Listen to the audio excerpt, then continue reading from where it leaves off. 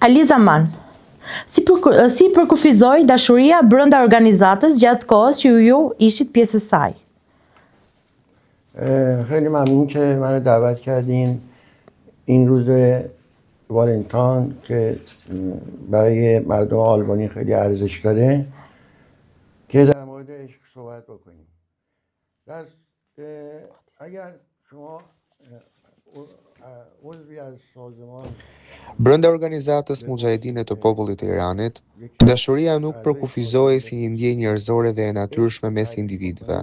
Përkundrazi, ideologjia e udhëheqjes kishte zvendësuar konceptin e dashurisë me bindje ideologjike dhe besnikëri ndaj organizatës.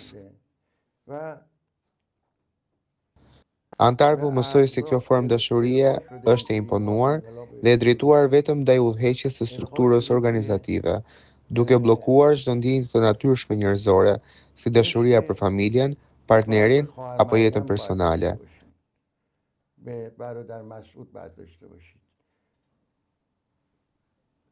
Çdo ndjenjë autentike konsiderohej si një dobësi apo një pritje për jetën personale dhe kritikohej si një pengesë për përkushtim ideologjik.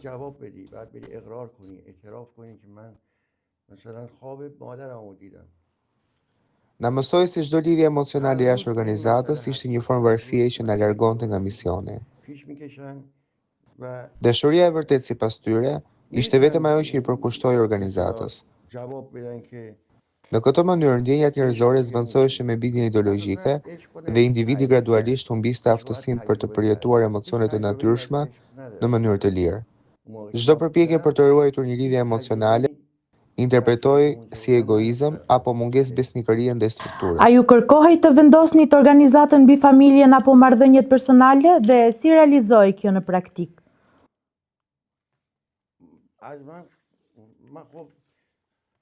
هر عضوی در سازمان بایستی از یک انقلاب به اصطلاح ایدئولوژیک عبور میکرد و تو بحث‌ها شرکت میکرد.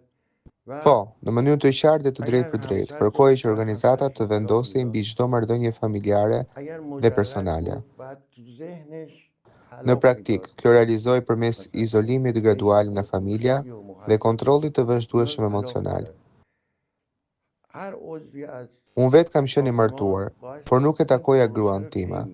Kontakti me të ishte i ndaluar dhe çdo ndjenjë që lidhe me marrëdhënien tonë konsiderohej si një pengesë për përkushtimin tim ndaj organizatës. Na mësoi se familja ishte një dobësi dhe se lidhjet emocionale duhet të shkëputeshin për hir të qëllimit ideologjik. Komunikimi me familjarët kufizoi ose ndaloi plotësisht dhe çdo përpjekje për të shprehur mall apo ndjenja interpretohej si një devijim nga rruga e organizatës. Dhe marrëdhëniet miqësore mes anëtarëve kontrolloheshin rreptësisht. Pasi çdo lidhje e pavarur emocionale shihej si një kërcënim për Si ka ndryshuar perceptimi juaj për dashurinë dhe familjen pasi jeni larguar? خب وقتی من از سازمان به اصطلاح زدم بیرون به اصطلاح من اصلا فرار کردم اینقدر اعصابم خراب شده بود. Pas largimit nga organizata, perceptimi im për dashurinë dhe familjen ka ndryshuar në mënyrë rrënjësore. Fillova të kuptoj se dashuria nuk është dobësi, as një pengesë, por është një nevojë themelore njerëzore që jep kuptim jetës. Ndërsa më parë më ishte mësuar se shtypja e çdo ndjenje personale ishte normale, sot e shoh dashurinë si një energji natyrore, që zhvillohet vetvetiu dhe nuk pengohet.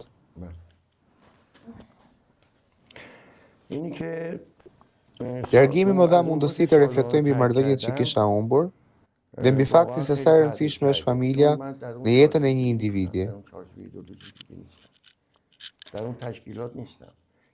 Kuptova se lidhjet emocionale nuk na largojnë nga qëllimi i jetës, por përkundrazi na ndihmojnë të ndërtojmë një identitet të shëndetshëm dhe të jetojmë në harmoni me veten dhe me të tjerat. Çfarë roli luan sot dashuria dhe familja në jetën tuaj, krahasuar me periudhën kur ishit anëtar? حالا که اونجا عشق و خانواده یک عواطفی رو به وجود میاره که فشارهای روانی انسان رو Sot, dashuria dhe familja janë në qendër të jetës time. Ndryshe nga periudha kur isha pjesë e organizatës dhe emocionet e mia kontrolloheshin apo shtypeshin, tani ato janë bërë pre e një situate për bazën e mirëqenies shpirtërore dhe psikologjike. Dashuria më jep ndjenjën e përkatësisë dhe më ndihmon të ndërtoj marrëdhënie të shëndetshme me njerëzit përreth. Në të kaluarën çdo ndjenjë personale interpretoj si një pengesë që duhej eliminuar. Sot e kuptoj se dashuria nuk ndërhyn në lirinë e individit. Çfarë do të thoni personave që nuk e kuptojnë se si mund të kontrollojnë ndjenjat personale në struktura të tilla? Individualitetin.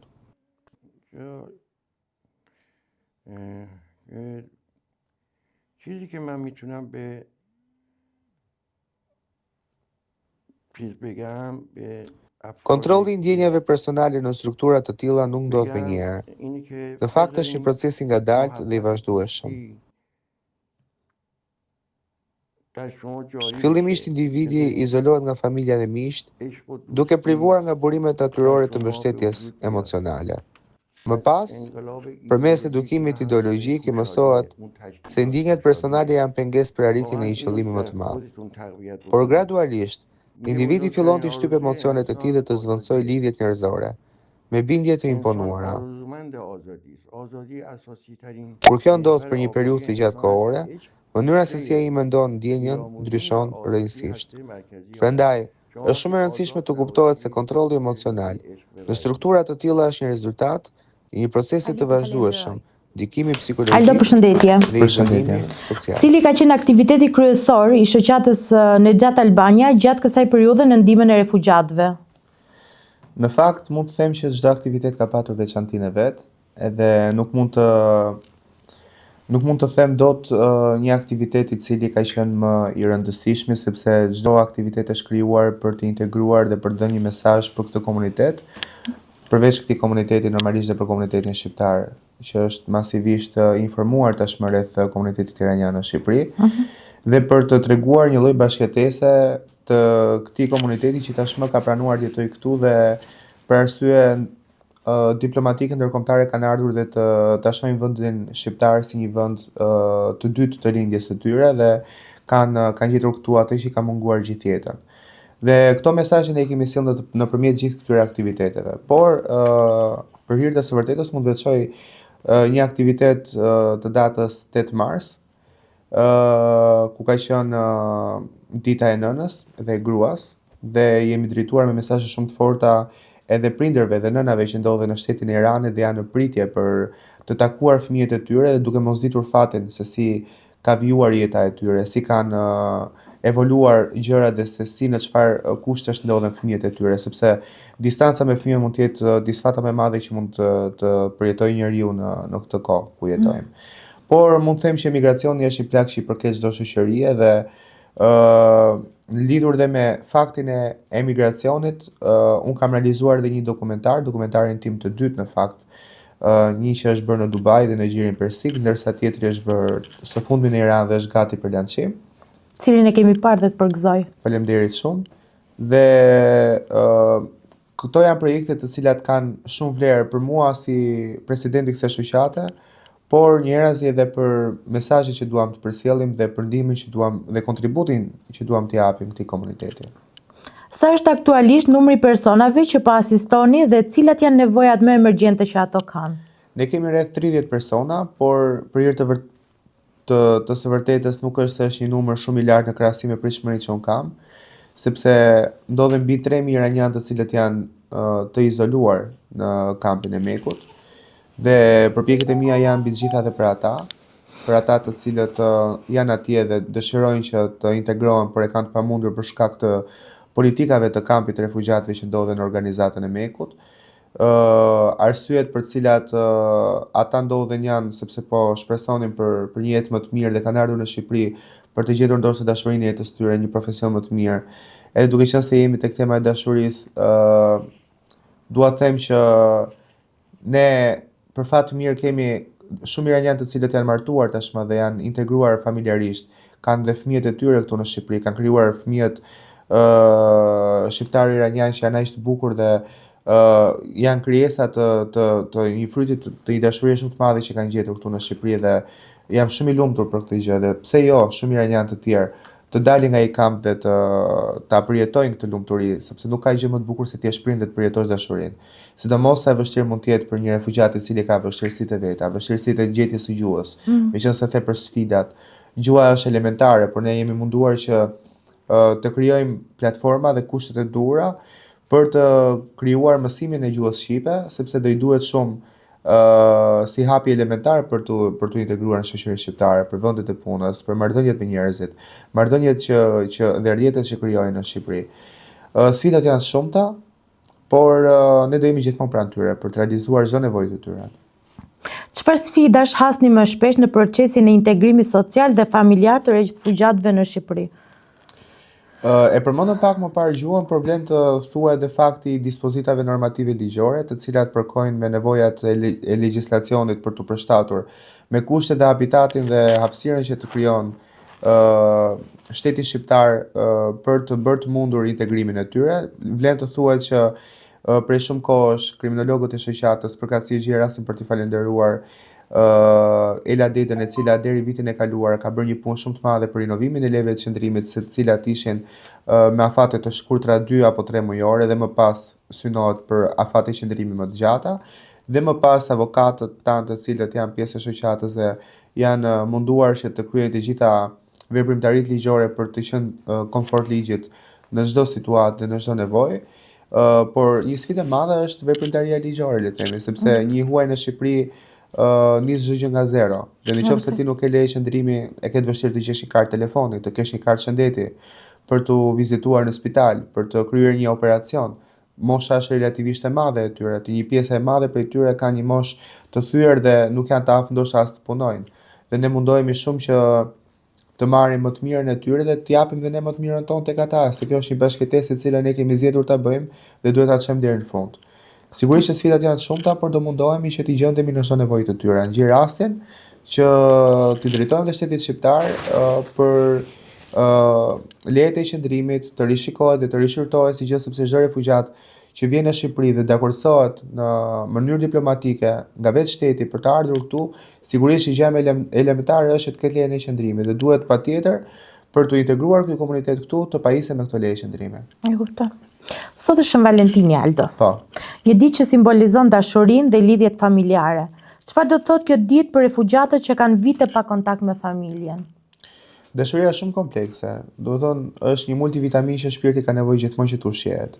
Dhe mund të vinë nga faktorë dhe arsye të ndryshme dhe nga individ të ndryshëm që na bëjnë që të ndihemi mirë dhe ta vlerësojmë dashurinë në çdo anë që vjen. Dashurinë ti mund të gjesh nga familja, nga miq, nga komuniteti që ti jeton, nga fshinji, nga çdo njeri, por ndjenja e dashurisë në fakt ka qenë e munguar për këta në fakt ishin anëtarë të cilët kanë qenë pjesë e atij kampi dhe për ata të cilët ndodhen ende aktualisht aty. Mendoj që vetë dita e dashurisë është për të premtuar dhe të kujtuar se këta njerëz kanë, jo vetëm këta njerëz ose ky komunitet, por ka edhe shumë njerëz të cilët kanë sfida në dashurinë e tyre dhe duhet të luftojnë për këtë dashuri që ta progresojnë ato dhe ta përvetësojnë për gjithë jetën. Dashuria është e përjetshme dhe është ushqimi më i mirë i shpirtit dhe në momentin që ne nuk luftojmë për dashurinë, çfarë kuptimi ka tjetër jeta? Në momentin që ne nuk luftojmë për partnerin ose partneren tonë që të krijojmë një familje dhe nëse nuk ka familje nuk ka jetë, nëse nuk ka fëmijë nuk ka jetë, nëse ti nuk ndjen për çfarë ke zemrën, do jetë vetëm një sistem motorik që do të ndihmoj biologjikisht për qëndruar gjallë dhe ti nuk do shijosh dot asnjë emocion. Dhe në momentin kur këta anëtarë kanë qenë brenda kampit dhe nëse janë futur burrë dhe grua dhe un kam fakt konkret në këtë intervistë kam Aliza Manin, i cili ka qenë pjesë atij kampi me bashortën e tij dhe e ka patur aleate shumë të fortë tjetër, por është futur në atë kamp për tu integruar me të dhe janë bërë motër e vëlla. Dhe nuk ka folur dot. Aktualisht bashortja e tij ndodhet brenda kampit. Dhe kjo nuk është e drejtë, këta nuk kanë komunikim. Ai ka humbur dashurinë e jetës tij për arsye ideologjike ushtarake, për të qenë një njerëz që të sillte liri në vendin e tij ose të premtonte një jetë një ardhmë më të mirë për familjen e vet. Prandaj kanë ardhur në Shqipëri. Por në momentin që janë futur shumë adoleshentë që nuk kanë patur kurrë mundësi që ta ndjenin dashurinë,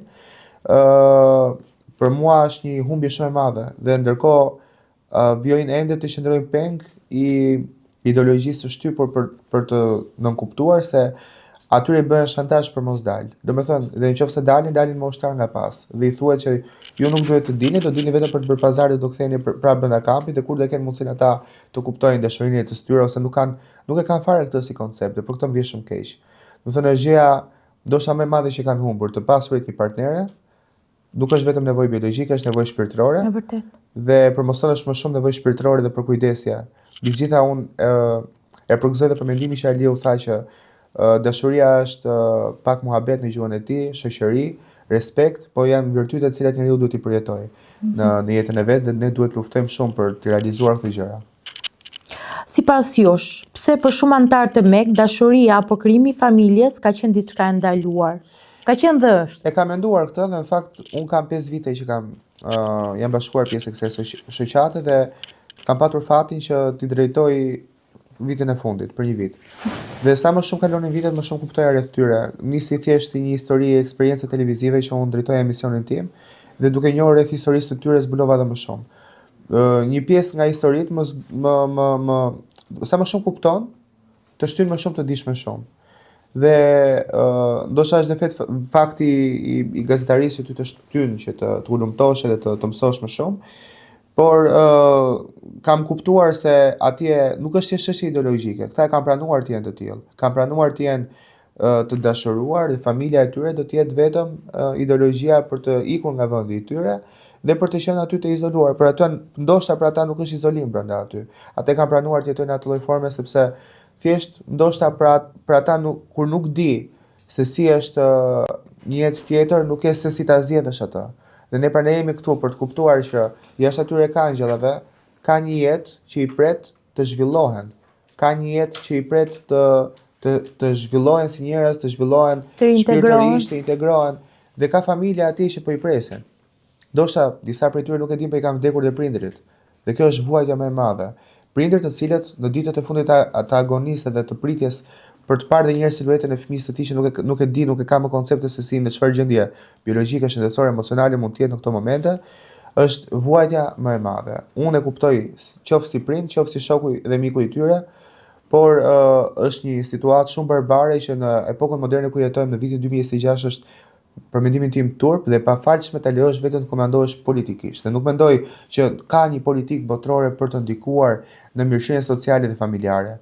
Dhe të flasim për një vend demokratik si Shqipëria, i cili synon të jetë pjesë e Bashkimit Evropian dhe ka një mbështetje shumë të madhe amerikane nga elitat botërore për të zhvilluar dhe për të qenë një vend me perspektivë, të ketë një vizion dhe të suportojë një komunitet që ka të tilla mendime, për mendimin tim duhet të rishikuar në mënyrë institucionale ky fakt dhe të sillet një mundësi për ato familje të cilat ndodhen në Iran të vinë në Shqipëri të takojnë fëmijët e tyre, nuk ka asgjë të keqe. Ata kanë zgjedhur të ikin nga Irani, por nuk do të thotë që ata nga Irani nuk mund të vinë të shikojnë fëmijët e tyre, ose fëmijët e tyre të paktën të kenë një telefon të flasë me familjet e tyre. Pra komunikimi është e drejta themelore e njeriu dhe nuk mund të kushtëzohet për asnjë lloj motivi. E kuptoj. Cili është qëllimi kryesor i shoqatës për vitin 2026 në lidhje me mbrojtjen e të drejtave dhe integrimin e refugjatëve? Kryesisht aktivitetet që ne zhvillojmë, sikurse e thashë në fillim bisedës, janë në kuadër të integrimit të këtyre refugjatëve dhe çdo konferencë, çdo aktivitet, çdo panajir bëhet për të evidentuar dhe botën e tyre artistike dhe shpirtërore që ka munguar për të trajtuar si një fakt psikologjik shumë i nevojshëm që të kenë nevojë të shprehen. Mungesa e komunikimit i ka bërë njerëz shumë të mbyllur dhe për mua një mision shumë i rëndësishëm i vitit 2026 mbi të gjitha, mbi çdo gjë dhe çdo aktivitet që kemi bërë është të nxjerrim potencialet dhe nevojën e tyre për të shprehur, nevojën e tyre për të njohur njerëzit, nevojën e tyre për të njohur veten e tyre, sepse në momentin kur ata nuk dinë potencialin e tyre dhe nevojat që ata kanë, nevoja psikologjike është nevoja kryesore. Domethënë, unë mendoj që një reflektim mbi çdo nevojë të tyre do të ishte gjëja më kryesore që ata ta ndiejnë veten e tyre duke e pranuar. Dhe çdo dhimbje në momentin kur ti e pranon mund ta kapërcesh atë. Në momentin që ti ngel peng i dhimbjes tënde me pishmane, ka momente që ndoshta jo çdo gjë shkon perfekt. Ka momente që ndoshta ai ka dalë nga kampi, por fillon një vend pune dhe ajo puna ka debate, por ai nuk është ndeshur kurrë me ato debate. Ai është ndeshur me një fakt ideologjik që unë do t'jap pushime se dua unë dhe ti do qëndrosh, do bësh çfarë të them unë se unë po t'jap pushimin. Një pjatë supë. Ai nuk ka kuptuar kurrë se si është të punosh për ato para dhe se si është të kesh një shtëpi me qera, si është të kesh të dashur dhe ta qerasësh atë me një kafe. ose fakte elementare që adoleshentët ndoshta i dinë më mirë se ta, adoleshentët shqiptar, që e prekin realitetin dhe janë shumë të shkafët. Pra, nevoja për të reflektuar, nevoja për të kuptuar, nevoja për të përvetësuar informacione dhe nevoja për të qenë një me komunitetin për mua do të jetë misioni kryesor, por mbi të gjitha do të jetë edhe krijimi i kontakteve familjare me nënat në Iran, me fëmijët e tyre. Ky do të jetë misioni im i 2026-sh. Aldo, 2026-sh. Aldo, shumë faleminderit. Ju falenderoj që na hapët dyert e shoqatës Nexhat. Faleminderit shumë. Dera jonë do të jetë gjithmonë e hapur për mediat si ju, të cilat nuk kanë frikë të tregojnë të vërtetën dhe gjithmonë janë krah këtyre kauzave kaq shumë të rëndësishme. Shumë faleminderit. Shpresoj të luftojmë. Faleminderit shumë.